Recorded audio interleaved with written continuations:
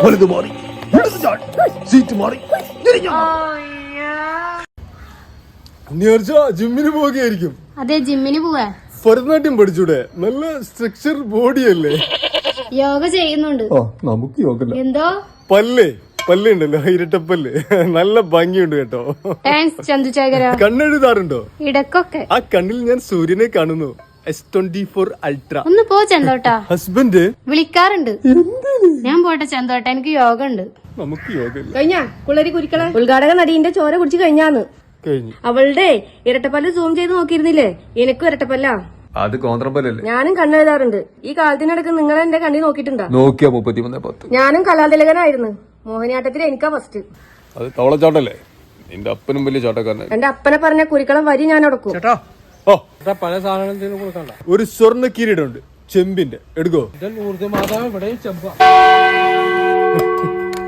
നിങ്ങളെ കുറിച്ച് നാട്ടുകാരെന്താ പറയണെന്ന് അറിയോ? എന്താ പറഞ്ഞു? ഇരുമ്പാട് തട്ടി മുളയാണി വെച്ച് പൊൻകാരം കൊണ്ട് ചുരിക വളക്കാൻ കൊല്ലന് 16 പണം കൊടുത്തവൻ ചന്തു. അതൊക്കെ ചുമ്മാ പറഞ്ഞാണ്. നിങ്ങളാ PC കുഞ്ഞിരാമനെ മുൻനിർത്തി കളിച്ചില്ലേ?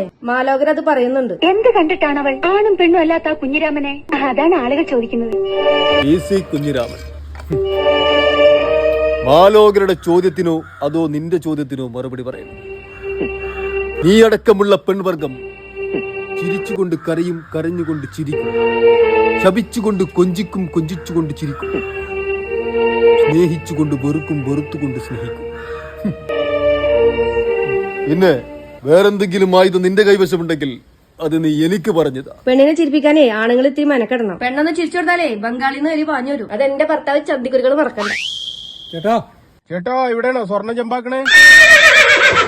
ഞാൻ കൊടുത്തതേ ചെമ്പ, തനി ചെമ്പ്, തറ്റുപകന്റെ ഒരു മാല.